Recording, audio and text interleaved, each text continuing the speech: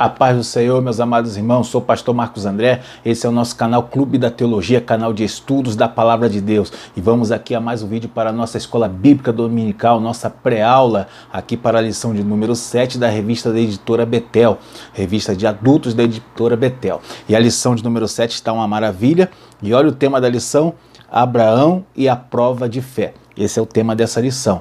Então vamos entrar nessa lição, lembrando para os irmãos, vou fazer um vídeo não muito longo, tá bom? Eu peço perdão aos irmãos, estou gravando só agora, né? E vou editar esse vídeo aqui com um pouco de atraso, mas para a próxima semana, se Deus quiser, a gente vai corrigir esse problema. Bom, meus irmãos, vamos então aí a esse vídeo, né? Já peço, deixa o seu like e vamos entrar nessa lição maravilhosa. O textuário da lição. E disse Abraão, Deus proverá para si o cordeiro para o holocausto, meu filho. Gênesis 22, verso 8, a parte A. Tá? Então a lição vai falar do sacrifício que Deus pede para Abraão, né? E aí você conhece a história. Esse sacrifício foi caro ali para Abraão, né? O custo, graças a Deus mesmo, não aconteceu, né? Mas eu imagino, você imagina a lição, o comentarista vai falar isso, né? Ela trata do que Abraão passou para fazer aquilo ali. Imagina a situação dele, você como pai, né? Ou você ou mãe, pensando numa situação dessa, como seria difícil, né? Bom, aqui vai falar dessa provação. A verdade aplicada diz assim, ó, como discípulos de Cristo, enquanto neste mundo vamos passar por diversas provações que contribuem para o nosso aperfeiçoamento e fortalecimento, tá? Então a lição vai tratar dessa situação, tá? Dessas verdades maravilhosas. Meus irmãos, peço já que deixe o seu like no nosso vídeo, se inscreva no canal, tá? E passe aí o nosso vídeo adiante, né? Recomende o nosso canal, tá bom? Deixa um comentário aí no vídeo, vamos interagir junto, amém? Vamos então nessa introdução, tá assim, ó. Assim como o ouro, só sabemos de uma fé genuína, que uma fé genuína é qualificada quando passa pelo fogo da provação. O comentarista utiliza a metáfora do ouro, né? Ele está se referindo ao ouro quando ele é refinado. Ele passa pelo fogo, ele é derretido. Quando ele passa pelo fogo que ele é derretido, o ouro vai se derreter a uma certa temperatura, e os elementos que tiverem nele não vão se derreter, né? As sujeiras, as impurezas dele, elas vão ser queimadas, e aí o ouro passa a ser purificado, ele vai ter uma purificação desses elementos, né? Isso aí se chama provado pelo fogo, tá? Bom, e aqui o comentarista fala assim, que assim como o ouro, né, ele é refinado pelo fogo, né? Ele passa assim também a nossa fé, tá? A nossa fé diante das provações. As provações seriam como fogo que vai aperfeiçoar a nossa fé, purificar. Muito legal, né? A metáfora é colocada aqui na introdução. Bom, aqui, ainda nessa introdução, diz assim, ó, este episódio da vida de Abraão nos apresenta uma poderosa lição sobre isso, né? Que é a lição sobre o aperfeiçoamento da fé, tá? Aqui a gente vai entender nessa lição que a fé, ela só é aperfeiçoada, tá? A gente só adquire uma fé melhor quando a gente passa pelas provações. Essa é uma grande realidade. Aquele que não passa por provação nenhuma, o que acontece? Ele fica com a fé capenga. Ele não traduz em prática aquilo que ele pronuncia, né? Aquilo que ele declara com a boca. E aí o que acontece? Tudo aquilo que a gente não pratica, a gente não aprende, a gente não exerce. Essa é a realidade, né? Então vamos aí entrar nessa lição, tá? Lembro os irmãos que na descrição desse vídeo vai ficar o link para você adquirir meus livros, né? O primeiro livro, O Maior Milagre de Jesus, e o meu segundo livro, o atual, é Livro das Obras com Texto. Ele está bem aqui atrás, os dois livros, tá? Só que eles estão na imagem invertida aí. Mas você pode achar no link da descrição, na descrição você pode achar o link para essas obras. Vamos então aí, o primeiro tópico é aprovação. E aqui o primeiro subtópico, 1.1, diz assim, ó, recebido por milagre, entregue por fé.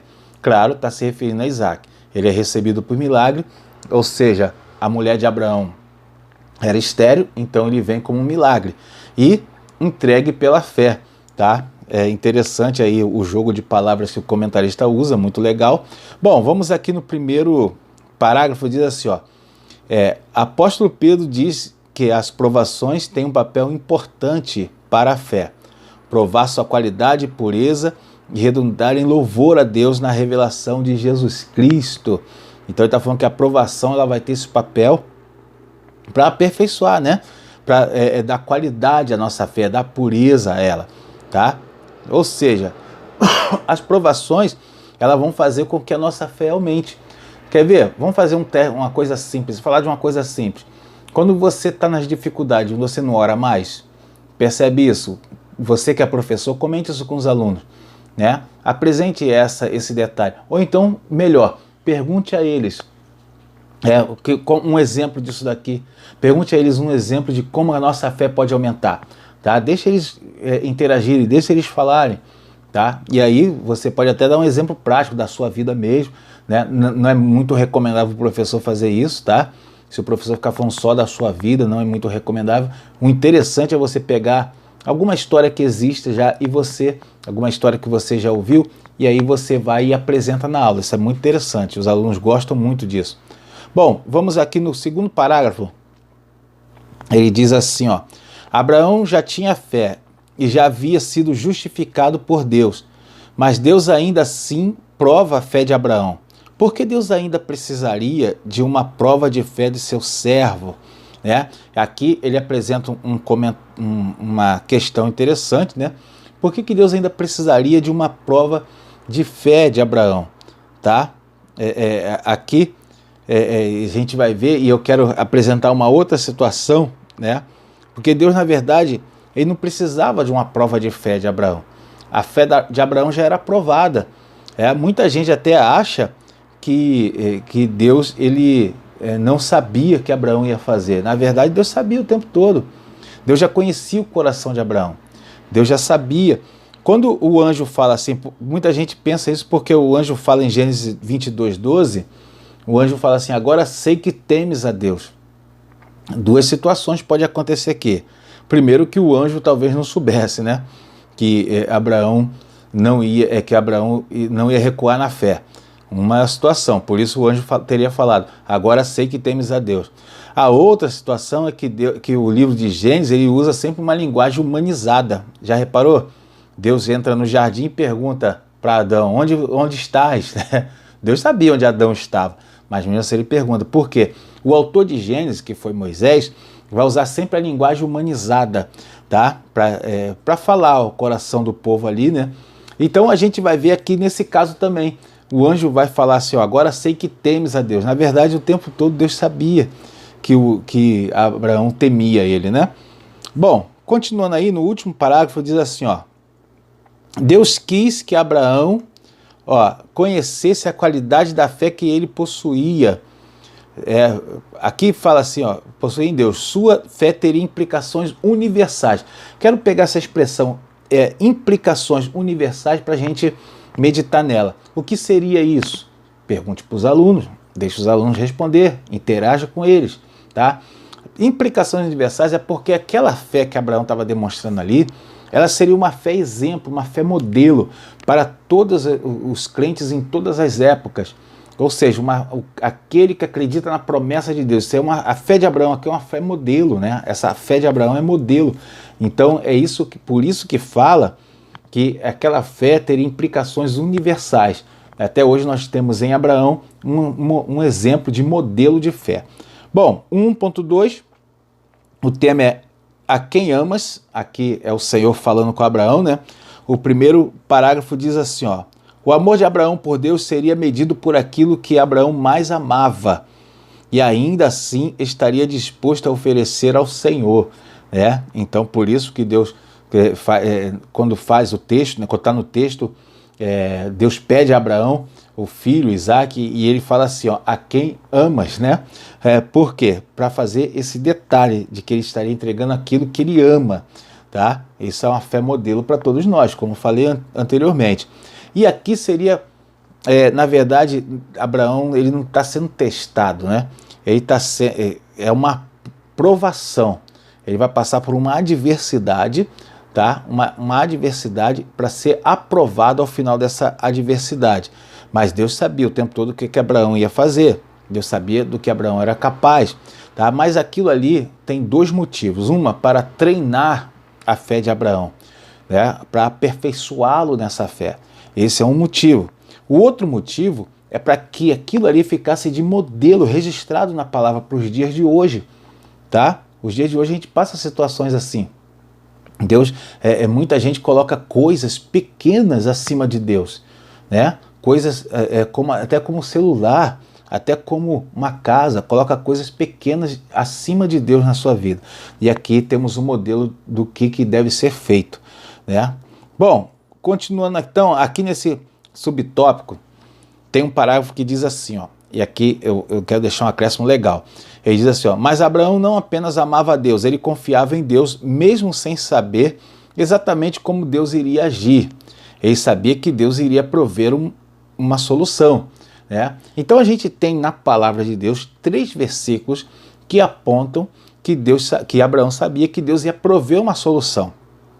Claro que até o final da lição vai ser desenvolvido mais um pouco isso aí. Mas o primeiro é Gênesis 22:5, né? Aqui Deus fala para os seus servos ali que iria adiante e depois retornaria com o moço, tá? Esse então é o texto até da leitura bíblica aí fala isso, tá?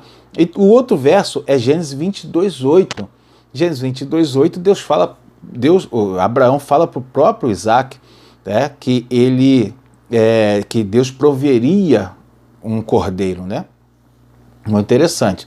E o último é Hebreus 11:18, aonde o autor de Hebreus fala que Abraão acreditava que Deus poderia ressuscitar Isaac até dentre os mortos, né? Esse aqui. Então são 3 versos que mostram que Abraão sabia que Deus ia prover, né? E tem um outro contexto que mostra por que Abraão sabia. Até o final da lição vai falar desse outro contexto. Não vamos passar o carro na frente dos bois, que se você quiser pode deixar para os alunos, pergunte para eles qual é o outro contexto, qual é a outra passagem que mostra por que Abraão sabia.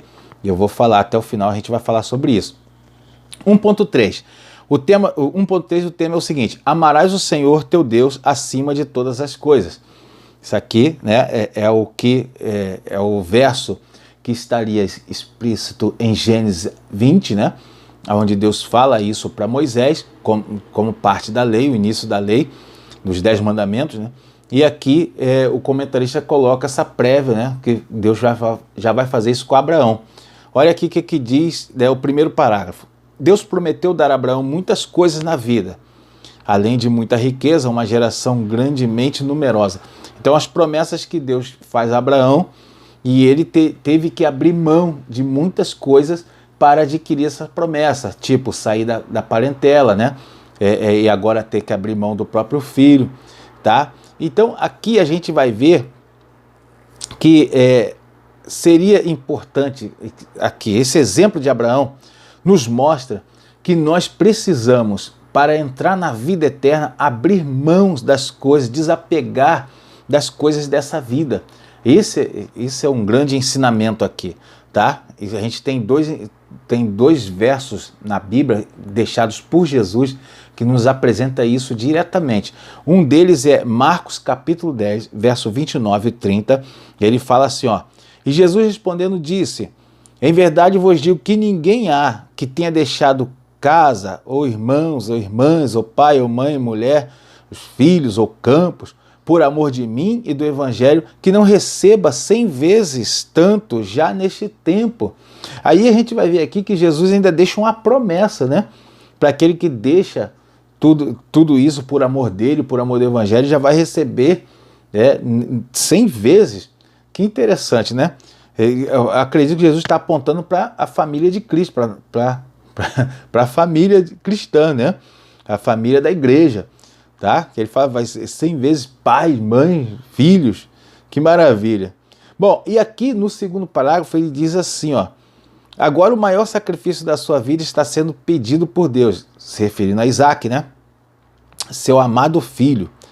Parece que somente quando estamos dispostos a perder tudo por causa de Deus, estamos preparados para receber. Olha que interessante, né? O comentarista deixa assim, ó. Parece que quando a gente está disposto a perder tudo é que a gente está preparado para receber. Isso é uma grande realidade, não é verdade?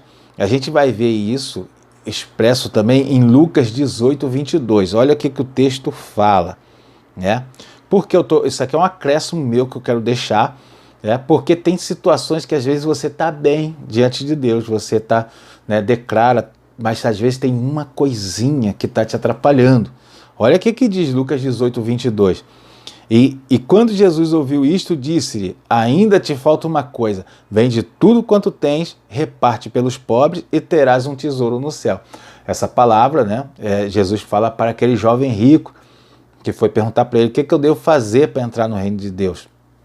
E aí Jesus fala para ele isso: ainda te falta uma coisa, né? Porque ele havia declarado certas coisas, né, que ele conhecia, que ele fazia. E aí Jesus fala: te falta uma coisa, vai e vende tudo. Então Jesus olhou para o interior daquele jovem rico e viu que ele tinha uma pendência, uma coisa no coração dele que estava atrapalhando, tá? Então é muito interessante isso daqui. Às vezes a gente tem só uma coisa, né?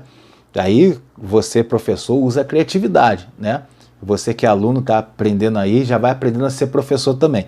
Você que é professor já usa a tua criatividade, já pega para eles e já fala assim, ó, você já vai perguntar para a classe assim, né? O que está te prendendo? O que pode hoje estar te prendendo? Uma única coisa talvez esteja te prendendo. Seria o teu celular? Seria aquele jogo online? Né? Seria o teu videogame, teu PlayStation, teu Xbox? O que seria? A tua rede social? O que seria? Então você deixa aí, vai trabalhando a classe nesse sentido aí. Vamos para o segundo tópico. Não se esqueça de deixar o seu like no vídeo, tá bom? E acesse aí os links aí para adquirir o nosso material. Esse subsídio que eu estou lendo aqui está lá no meu blog, no Clube da Teologia, tá? Você quiser adquirir isso aqui, eu peço mediante uma pequena contribuição dos irmãos, né? Mas vamos lá, vamos trabalhar mais isso aqui. Tópico 2, a obediência. O 2.1 diz assim, ó, uma pronta obediência. Aqui no primeiro parágrafo está escrito assim, ó. Então se levantou Abraão pela manhã de madrugada, Gênesis 22, 3. Certamente Abraão não conseguiu dormir aquela noite, né? Aqui eu quero deixar um acréscimo, tá bom? Coisa de teólogo aí para os irmãos. Vamos lá. É óbvio que uma coisa que pouca gente fala, mas que é uma coisa óbvia. Naquela ocasião, algumas divindades, né, alguns cultos pagãos aceitavam o sacrifício humano. Tá? Então, quando Deus pede isso para Abraão, não soou tão estranho para ele, porque existia divindades ali naquele período, principalmente a terra onde ele estava, a região de Canaã, né? Divindades, assim, eles faziam culto a essas divindades e ali se oferecia sacrifícios humanos. O que eu acredito que poderia ter abalado a fé de Abraão aqui, né, seria a confusão, porque Abraão ele recebeu aquela chamada de Deus e ele creu, porque aquela chamada ele entendeu que era o Deus Criador, tá bom? Esse que chamou Abraão era o Deus Criador. Como que ele identifica isso? Os irmãos já devem ter ouvido falar que as histórias passavam de pai para filho. Então chegou até Abraão a história de um Deus que criou o céu e a terra, um Deus que enviou o dilúvio, um Deus que visitou a Torre de Babel e confundiu as línguas. Todas essas histórias chegaram até Abraão. E essas histórias que passaram por Noé, né, passaram ali por Sem e chegou até Abraão, essas histórias foi que deu a base da fé de Abraão, tá? Porque toda fé ela tem uma base. Então, quando ele ouve a voz de Deus chamar ele, Deus não se apresentou para ele, eu sou o Deus de fulano, Deus não se apresentou, né? Porque não havia nenhum referencial naquele momento. Mas Abraão soube que aquele Deus que chamou ele era o Deus Criador, o que fez o céu e a terra. E aí ele seguiu, aí ele creu, né? Tá bom? Então, o que poderia ter abalado a fé de Abraão seria a confusão. Poxa, agora o Deus Criador está pedindo sacrifício humano. Poxa, eu deixei as divindades, deixei a idolatria, né, desses deuses aí que pedem sacrifício humano, para agora o Deus Criador me pedir sacrifício humano. Aquilo poderia ter abalado a fé dele, mas a gente sabe que não abalou, tá? Vamos continuando então. No subtópico 2.2, o tema é uma obediência cheia de esperança. Então aqui vamos ver o primeiro parágrafo, diz assim, ó: embora Abraão já tivesse o filho Ismael, seria por meio de Isaque que Deus prometeu cumprir suas promessas. Cumprir suas promessas. Agora Deus está mandando tirar a vida daquele por meio de quem Deus iria cumprir seu pacto. Tá? Aqui a gente vai ver que Abraão, aqui mostra que Abraão ele cria, né? Tem um texto de Hebreus 11:18 que mostra no que Abraão cria. Ele cria que Deus ele poderia ressuscitar Isaac, tá? Então essa crença, essa fé de Abraão foi que fez ele estar determinado a entregar Isaac. Por quê? Porque ele sabia, e aqui está a resposta para aquela pergunta que a gente falou, ele sabia que havia uma promessa sobre a vida de Isaac, tá? Eu vou comentar mais um pouco ainda sobre essa promessa, aguarde aí, né? Mas então é uma outra prova de que Abraão sabia que Deus ia prover alguma coisa. Não ia ficar, aquilo não ia ser só ele matar Isaac e acabou a história. Não ia ser assim. Deus ia prover alguma coisa. Abraão sabia disso, tá? Bom, aqui no terceiro parágrafo diz assim, ó: e mais, ele diz a 2 servos que foram com ele até certa distância: ficai-vos aqui com o jumento, e eu, o moço, iremos até ali. Havendo adorado, tornaremos a vós. O comentarista diz assim, ó: não sabemos como Abraão sabia que teria seu filho de volta. Não sabemos como Abraão sabia. Claro, e aí a gente vê no texto, né? Aqui nesse ponto eu quero até dizer o seguinte: Abraão, na verdade, ele sabia. Né? Quer dizer, a gente não sabe como ele sabia, mas eu vou dizer como ele sabia, né? Como eu falei anteriormente. Ele sabia que aquele Deus que chamou ele era o Deus Criador, né? Mas ele sabia que Deus ia ressuscitar Isaac. Ele sabia disso. Por quê? Porque tinha uma promessa sobre a vida de Isaac. E ele creu nessa promessa, né? E o autor de Hebreus fala que Abraão sabia que Deus poderia ressuscitar Isaac, tá? Agora, por que Abraão sabia disso? Como ele sabia que Deus poderia ressuscitar Isaac? Lembra o que eu falei anteriormente? Abraão sabia que aquele era o Deus Criador. Então, se ele era o Deus Criador, se ele mandou o dilúvio e destruiu tudo, né? E se ele confundiu as línguas, ele não poderia ressuscitar Isaac? Seria alguma coisa difícil para ele? Então, por isso a gente sabe que Abraão sabia que Deus ressuscitaria Isaac. Vamos lá então. No 2.3 eu vou pular e vamos para o tópico 3, a providência. Tópico 3. O primeiro subtópico diz assim, ó: a providência provisória. Aqui, vou ler o primeiro parágrafo. Antes do cutelo descer sobre o pescoço de Isaac, Deus detém Abraão na voz do anjo. Deus viu perfeitamente que em seu coração Abraão já havia ofertado. Que interessante, eu gostei desse comentário aqui que o comentarista coloca na lição. Deus já tinha visto que no coração Abraão já tinha ofertado. E aqui é importante salientar o seguinte: ainda hoje, por mais que Deus não esteja pedindo filho de ninguém, por mais que Deus não esteja falando assim para você, entrega tudo que você tem, vai lá, vende tudo, entrega aos pobres. Deus não está falando isso para você, né? Deus está falando para você assim, abandone todas as suas redes sociais, todas, cancele todas as suas contas e vem e me serve. Deus está falando isso para você? Não, Deus não está falando nada disso para ninguém. Não está falando para você vender o seu carro e dar na obra missionária. Deus não está falando para você vender o seu apartamento nem sua casa. Tá tranquilo, né? Nada disso está acontecendo. Porém, olha aí agora, porém, Deus ainda exige que no teu coração você já tenha ofertado essas coisas. Ou seja, no teu coração você não esteja apegado a elas. Amém? Aí fica forte, né? Aí você entendeu? Aí fica um pouco mais difícil. Ou seja, no meu coração já tem que estar desapegado do meu filho. No meu coração tem que estar desapegado das coisas materiais, das coisas dessa vida, né? Desapegado das coisas. No meu coração já tem que ter ofertado tudo isso a Deus, tá? Minha casa, carro, tudo tem que ser de Deus. Amém? É isso que a gente entende aqui nesse texto. No coração, primeiro, o teu coração tem que estar convertido, em primeiro lugar, tá? Esse é o grande detalhe. Deus não vai pedir carro, não está pedindo casa, não está pedindo sacrificar filho, nada disso Deus está pedindo. Porém, o teu coração já tem que ter entregue todas essas coisas nas mãos do Senhor. Até mesmo porque no dia do arrebatamento tem que estar pronto para deixar tudo isso para trás. Filho, esposo, casa, carro, tudo para trás, né? Bom, vamos lá. 3.2, a providência definitiva. Vai falar de Jesus Cristo, né? Vamos ler aqui, ó. Primeiro parágrafo. A providência provisória no caso de Abraão, que foi um carneiro, tá, entre os arbustos, apontava para uma providência definitiva, que foi Cristo. Ou seja, toda aquela situação, uma tipologia de Cristo. Jesus seria entregue por nós, né, na cruz do Calvário. Que coisa interessante, né?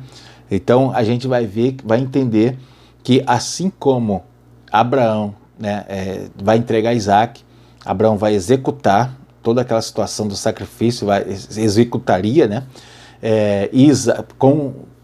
pela mão de Abraão e pelo consentimento de Isaac, tá? Assim também foi com Deus, né? Quer dizer, assim foi com o Senhor. Ele executou, né, ele providenciou o seu filho e com o consentimento do seu filho ele foi entregue na cruz do Calvário, tá? Essa aí é uma tipologia de Cristo. Aqui é o seguinte, vamos lá, no segundo parágrafo diz assim, ó, aproximadamente 2000 anos depois, o nosso melhor Isaac, o filho, depois, né, o nosso melhor Isaac, que é Jesus Cristo, né, o Filho de Deus, subiria o Calvário carregando sobre os ombros o madeiro. Aqui uma analogia interessante, olha que legal. Assim como Isaac vai levar a lenha sobre seus lombos, né, levar a lenha até o local, lá no Monte Moriá, Jesus ele vai levar, né, o madeiro da cruz até o local da execução, que foi o Monte Calvário, né? Que coisa interessante, né? É uma analogia aqui interessante. Uma realidade aqui que a gente fala sobre isso é que a metáfora aqui, né, é que Jesus vai carregar a lenha, quer dizer, o madeiro, e vai morrer em substituição, tanto metaforicamente como literalmente. É um acréscimo que eu deixo aqui. Ele vai morrer em substituição, tá, a Isaac lá né, em substituição a nós, a humanidade, tanto metaforicamente como literalmente. Metaforicamente, ele está se entregando em nosso lugar. Então, metaforicamente, né, Jesus está se entregando em nosso lugar. E literalmente ele está se entregando no lugar de Barrabás, ele está sendo morto no lugar de Barrabás. Não era para Jesus estar levando a cruz, era Barrabás que era para ter ido.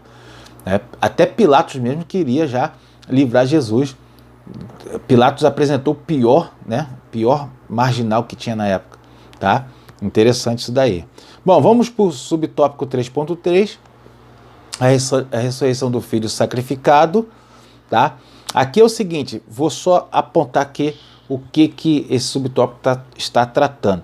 Aqui ele fala que, assim como Isaac indo, né, está representando Jesus morrendo no nosso lugar, né? Isaac voltando também representa a ressurreição de Jesus, tá? Legal, né? Então Isaac voltando representa a ressurreição do Senhor.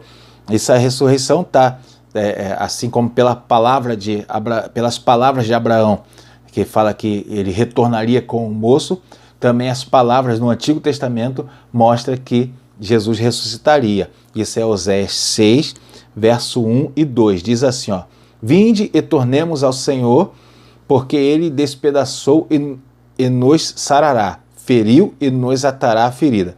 Depois de 2 dias nos dará vida, ao terceiro dia nos ressuscitará e viveremos diante dele. Ó, a promessa aqui feita pela palavra de Deus. Amém, meus irmãos? Deus abençoe você, espero que você tenha uma excelente aula. Pegue esse vídeo aí, as dicas que eu coloquei, tá? E monte a sua aula aí e seja uma aula abençoada em nome de Jesus.